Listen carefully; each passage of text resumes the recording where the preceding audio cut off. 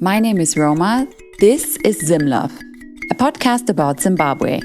Here I'm sharing interesting stories through people that I've met and want to show you a side of this country that an internet search cannot. Enjoy.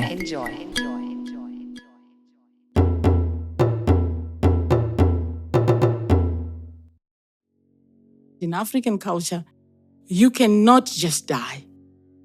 There has to be a reason. Something must have happened for this person to die. Someone must have killed them. Or the ancestors must have been very angry for misdeeds. So they allowed the evil spirits to attack this person.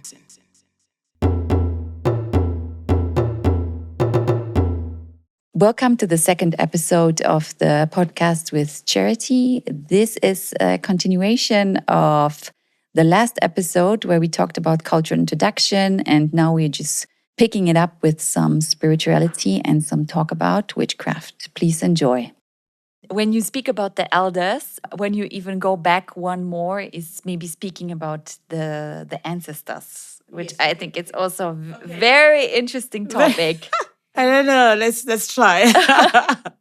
So ancestry in Zimbabwe is very important in a way that people in their spoken language in English, I know they are referring to the ancestors even. Maybe they're drinking some alcohol, they maybe spill some for the ancestors. That's what I've seen. Correct, that is true. They listen to traditional music. They say, oh, I was feeling the music. I was feeling the ancestors. Something like this. I don't even know. Are they serious? Is it a joke? But they care about ancestry also in the spoken language and everyday language much more than us in Germany, for sure. Yes. Yeah, can you tell us a bit about that? Part of it could be just joking or playing. Yeah. If it becomes like daily. But the pouring, you mentioned that sometimes they pour beer on the ground. Yeah. It's sharing the drink, appeasing the spirits.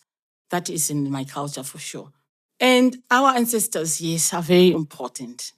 But I think it is a very big topic, Roma, to talk about ancestors, because now that we have Christianity that has come in so strongly, there's a very big fight between Christianity and our traditional religion. When we talk about our ancestors, we are talking about our forefathers, isn't it, that have passed on many years ago. And we are talking about their spirit. Is that your understanding of ancestors? It is, yes. But I had a podcast with a nun Lillian, and she said, now I'm speaking as an African. And she said, what maybe is the connecting part is that believing in the afterlife. Mm-hmm. That is also in Christianity and also in a traditional African perspective. Correct. And I thought that was a very nice way of putting it without having the two clashing, but also how Christianity is also feeding in parts of the already existing African culture. Yes, that is very true. The two religions, they believe in life after death. They believe that life continues. There is spiritual life that continues for eternity, even after we have died here on earth. So you find that in both religions.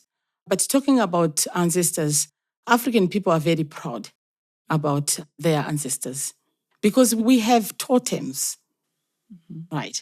The totems, they trace us back to where we came from. What is your totem? My totem is Shumba. My wishing totem as well, the lion. You're my sister. That's why. So we both Shumba. That's good, sister. Yes. So it gives us a sense of where we are coming from. To say this is our tribe, this is where we're coming from, this is our totem. And there are lots of things that we can relate in everyday life with our ancestors. We have lots of ceremonies that are done in this culture to connect with our ancestors. For example, families, they brew beer to appease the spirits. If you go Kumusha in the village, in the rural areas, you see in every home, there is a round hut, right? They might have a very big, beautiful looking house, but they still have a heart. That round heart, it has something in front of it. Like when you get in, right where you're looking, there is something that is built that looks like an altar, like a church altar. On that altar, that's where they pray to the ancestral spirits. They have a way of doing that. And the elders are the ones who do that. It's not everyone. So we see the importance of elders again, that they are the ones who know the channels of talking to the ancestors. There is actually a protocol to that and a way of doing that. What times do they speak to the ancestors? Who in the line of the family comes first? Who do they talk to? And then passes the prayer to who? And passes the prayer to who next? Until they take the prayer to the Creator, God. And they say it is the Creator, Musikavanu, the Creator of human beings. So before Christianity came, the traditional religion actually believed in life after death, also believed that there is God. Yes. So the prayers, is it something that is happening daily, or is it something that you just address the ancestors if there's an issue to talk about? Not daily. If there's an issue to talk about. Sometimes when there's a sickness in the family, sometimes the child is getting married, sometimes someone has died. At funerals, they have a way of sending off the dead person and giving that person to the ancestors. That person has to leave this place, the land, and be received by their ancestors. So they have a way of doing that. So it is the job of the elders. And sometimes there's time when people brew beer to appease the spirits, the ancestral spirits, to give them, they say they are thirsty. So we have to brew beer for them. German listeners would like that. The ancestors are thirsty, we're giving them beer. That's a good way. Yes. And then most of these things are done in August. August, September. August, September, October. In November, no. Is it because it is before the rainy season? It is believed that in November, all the spirits are resting. They are on holiday. Ah, yeah, sure. They go to Kariba, they go to the beachfront.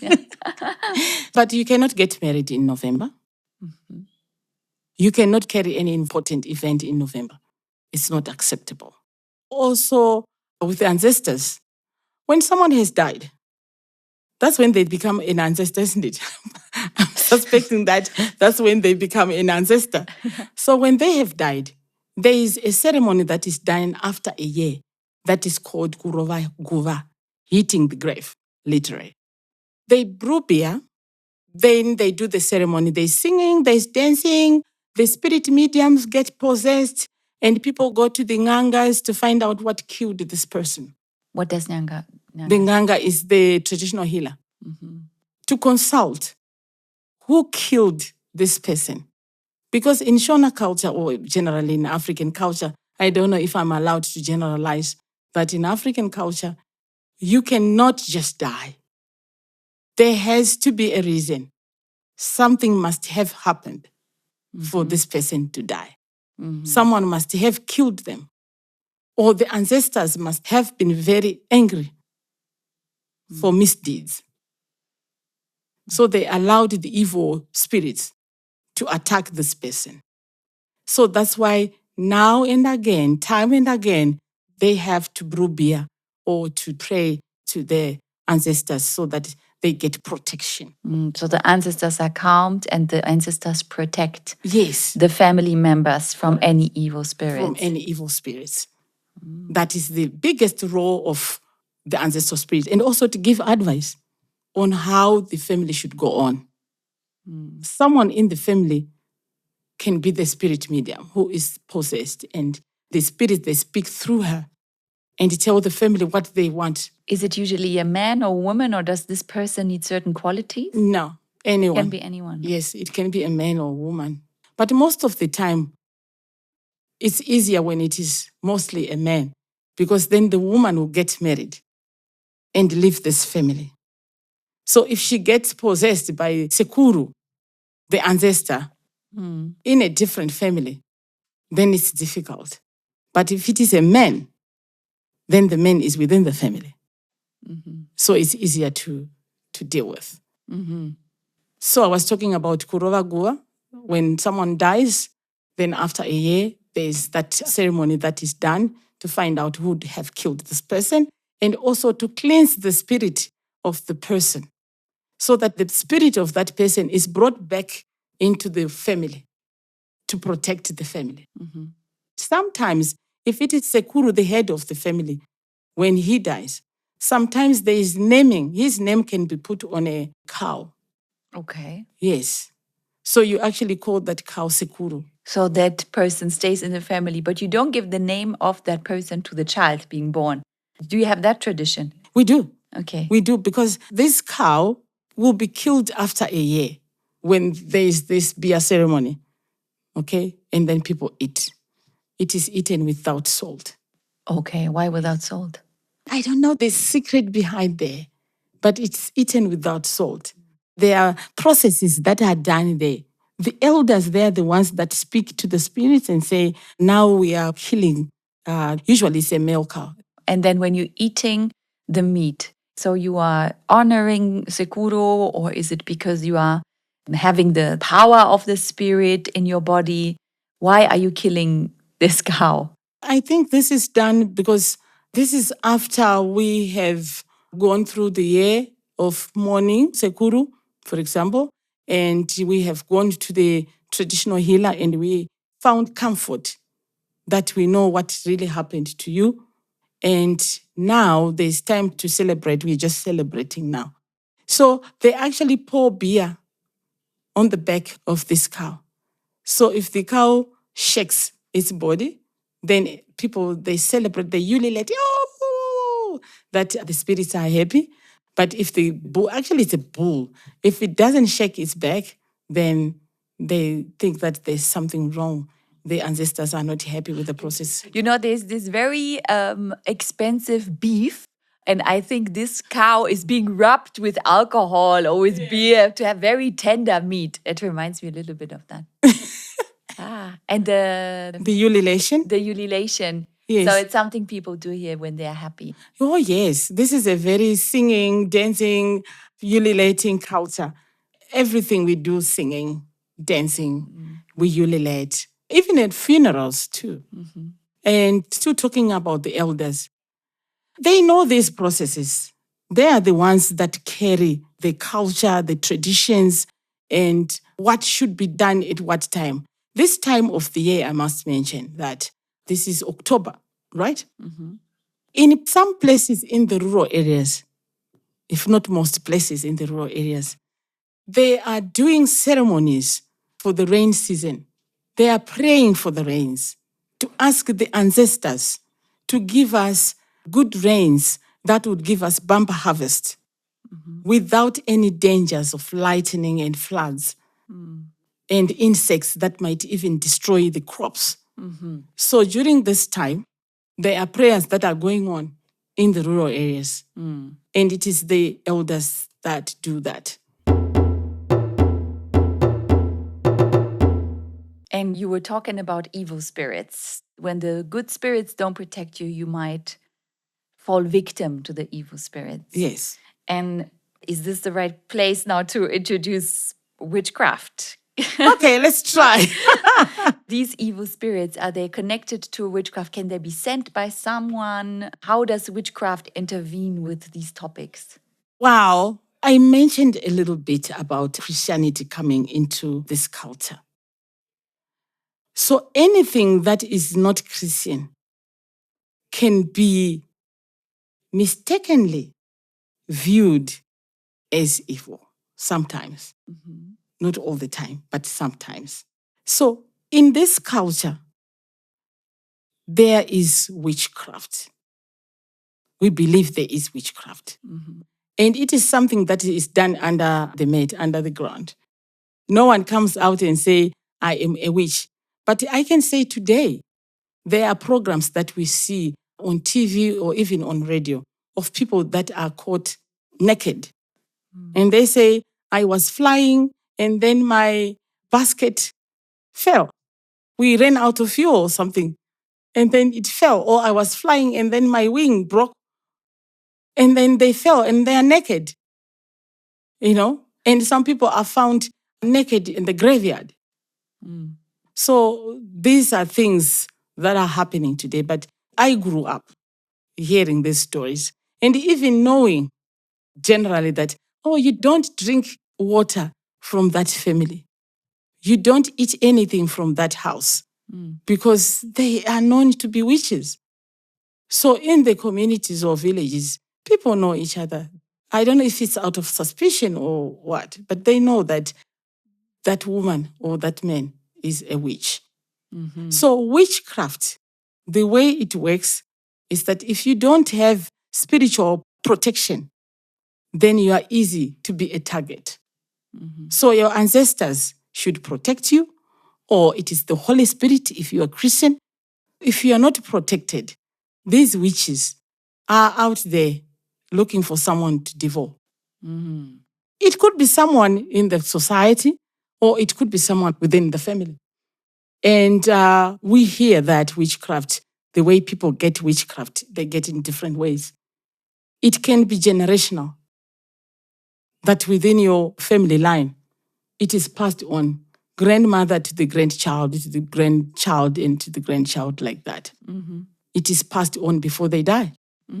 So it's one of the things that is inherited in the bloodline. Then also, it can be through friends. If you hang out with witchcraft and you don't know that this friend of mine is a witch, they might find a way to give you witchcraft. I don't know what those are called. When someone is cut in their skin with a razor blade and then they put some medicine there. Okay. Yes, that way too. But sometimes they don't do it physically.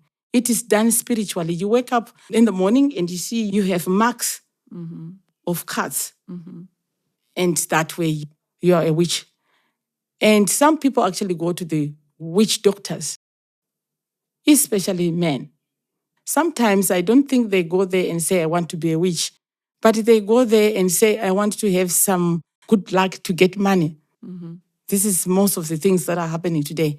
I want to be powerful. I want to be a leader. I want people to fear me. I want to be, to be heard. Things like that. But when they are given these herbs or whatever that they are given, I don't think that they are told. Maybe some are told, but maybe some are not told that at the end, you end up being a witch. This small root that I'm giving you will change into a snake and eventually it will kill people in your family. And then you are pointed out to be a witch. Because then some people say, I'm not a witch. But you took some muti from this nganga, this traditional healer, yes. But it was for me to have a bamba harvest. It was for me, for my grinding mill, to attract more people. It was for me, for my shop. And muti means medicine. The medicine, yes. Witch medicine. So we see that type of witchcraft, which is dangerous. And a lot of people believe that it kills. Sometimes they say after every 4 months, someone has to die because usually they are fed on human blood. That's how scary this is. And when you are doing the cultural introductions, right? Yes. You know how foreign this concept is to people from the West. Yes. How do you bring this together from people from the outside? Like, how do you explain it to them? It depends with the person. If the person brings it out and they ask a direct question and say, Charity, do you believe in witchcraft? Do you think that witchcraft exists in this culture? Then it makes it easier for me to talk about that topic. But sometimes it is very difficult to just bring it out. I would just talk about, things in general and just mention witchcraft and not get into detail. To let them ask me questions. If they are interested in knowing about witchcraft in detail, then they would ask me. Because sometimes they find it so weird. They think that witchcraft is what we see on the cartoons. A black cat and a broom, and then this witch is flying, and sometimes it's a good thing, It's a good witch that helped this child. And in this culture, there is no good witch. The witches bring bad luck. The witches, they kill. And they also bring people into their circle. They never bring anything good. You said that for people, they think it's something from the cartoons, so they might not believe in it. Correct. Someone actually told me that, don't you think that these people that are pointed out to be witches are strong people, very outstanding people who are just different from everyone, and then just people don't understand them. And then they think that they are witches. But if I am not wrong, correct me. I know years, I don't know in which hundreds years, in Europe, was it the dark period, dark world? Yeah. Where the witches were burned. were burned, Yes. which means that it existed. Well, how can I put this? So I personally think that witches were burned. It was always women being pointed out. And this is what we learned, that these witches were women with knowledge about herbs and about healing and some ancient knowledge. So for us, witchcraft is connected with that kind of period. So this period, we mark it as untrue. This is what we believe. It doesn't exist, and it was an error in our history. And that is a very maybe Western trait even to come into a country where you have very little knowledge about, and coming from a country where you are very maybe disconnected to your elders from your own family and disconnected from any kind of bloodline, and just say, this is not true. Yeah. But I would say modern age Europe, a lot of people also disconnected from their religious roots. Yes. But then at the same time, in like new age, people do yoga, they believe in energies, Reiki energies, healing energies.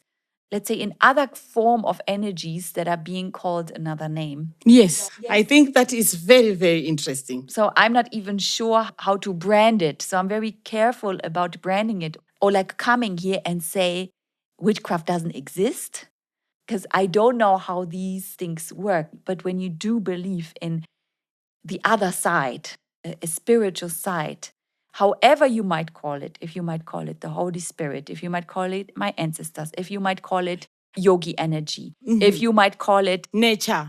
Whatever you might call it, you are calling upon the other side. The spiritual side. The spiritual side, which has many names in all our cultures. Correct. Yeah? Yes. So I think sometimes when us Westerners come and they say witchcraft doesn't exist, you are almost ignorant in a way Yes. that you put your own maybe spiritual beliefs, new age beliefs that you just adapted in recent years Yes. above Yes. other rooted beliefs here. So yeah, this is just an observation. So I'm careful in saying it doesn't exist. I don't know in which form, but I think it's very interesting to find out what people believe here. For example, I had an examination with students years ago. It was an oral examination, yeah? And I asked them something about what would you do if you would win the lottery? Something like this. Yes. And then one of them said, must be witchcraft. And it was an exam situation. And I'm like, well, answer in a way that you would say, I would do this and that, so I can see if you work the grammar. Yes. So I thought, it's so deeply rooted, the It is. existence of witchcraft, Yes. that they are naming it in an exam situation exam, at the yes. university. Yes. Or maybe to avoid using that grammatical structure. It's actually part of life. Like I said, many Zimbabweans have become Christians. And I don't know how many times if you have come across people who would ask you, what church do you go to? And they'll be surprised if you say, I don't go to church. They say, why? Why don't you go to church? What's wrong? Like, what's wrong with you? Why don't you go to church? One thing I don't know for sure is that if people are going to church because they want to go to heaven, or they go to church because they're afraid of witchcraft, so they're seeking for protection, or they want something to hold on. I'm not speaking for myself. I'm speaking generally, given the scenario of what this society is all about, So that is why people would probably ask, why don't you go to church? You don't go to church. But you would agree that all these beliefs, they kind of coexist. They do. The Christian beliefs, the respect the elders in connection with the spirits, and also the belief in like evil spirits, Yes. all exist at the same time. Yes. But it's maybe not so spoken about. No. But no. it is believed. It is believed. And now the young people, they don't want to be connected to the ancestral spirits. They don't. No. Because Christianity does not agree with the traditions. Because you will have to worship the ancestors where you should only worship God. You have to appease the spirits. You have to name a cow. You call that cow sekuru, and then you eat it again. You have to use some herbs. You have to go to the traditional healer. All these things are not allowed by Christianity. So now we have the younger generation. Most people are like now in the cities, and the older generation, most of them are in the rural areas. And they're the ones that are practicing this. But they don't have money, these people, right? They wait for money that they are given by the younger generation working in the city. So when they want to perform these things, they ask for money from their children, say, please give us some money so that we do this. And they say, no, I'm not giving you my money to perform these things because they go against my beliefs. Is there a consequence when losing this part of your traditional spiritual belief? Do you think it is for the better or for the worse, or even not talking about better or worse? What does it mean if you lose this connection, in your opinion? I think this whole thing about ancestors and traditions, and they give us identity. They make us who we are. If we disregard these things totally, I think we will be lost. And we end up not knowing who we are, where we come from, and where we are going. But what I think is wrong sometimes with these things is when people bring evil into these things. So it will be very difficult to separate it, to say, where does good end? Where does evil end in this appeasing of the spirits and the traditions? So sometimes people would choose just to stay away from it because they think it's dangerous. Because there are some bad people who would go to the traditional healers and they are told that for your things to work strong, you have to brew beer and appease the spirits in the wrong way, which would then affect the rest of the family. So if you take part in those practices, you end up being a muroi, a witch, without knowing. So people are afraid of becoming what they don't want to be. Yes. But for me, I really think our tradition, our culture, give us identity, tell us who we are, and we should be proud of our own traditions, of our own culture, of our own identity. And of course, get rid of bad traditions or cultures and adopt new cultures. Take this and that, good things from other cultures, and bring it in our own culture. And then we go. Because there are some people who make excuses of doing bad things in the name of tradition. Like when someone in your family kills someone, and then the avenging spirits is giving trouble to that family that kills this person, the girl child is sent to the family of the person who has been murdered. That is a bad tradition, and it should be stopped. And still, people practice that. And it's just one example of those cultures or traditions that should be Dismissed altogether, altogether. completely. That's my thinking. Wonderful. Charity is giving these cultural introductions to anyone that's visiting Zimbabwe, and you can find her contact details in the description of this episode. Charity, in each episode at the end, I ask people what is zimlove for them. So this podcast is about people's stories, and I always try to find out what they think is special about Zimbabwe. Me being a language teacher, I really love language. There's a proverb that I always like to share. Like Shona language, it has these sounds that agree that you don't find in many languages, the concordial agreement, like cha, cha, cha, ja, ja, like that. So, for example, we have this proverb, chara chimwe hachitswanyi inda, chakanaka, chakanaka, mukaka haurungwi. Chara chimwe hachitswanyi inda, chakanaka, chakanaka, mukaka haurungwi. What is good is good. You can never try to spice it. If it's already good, it's good. So zimlove is Jakanaka. Thank you, Charity. Jakanaka. Thank you.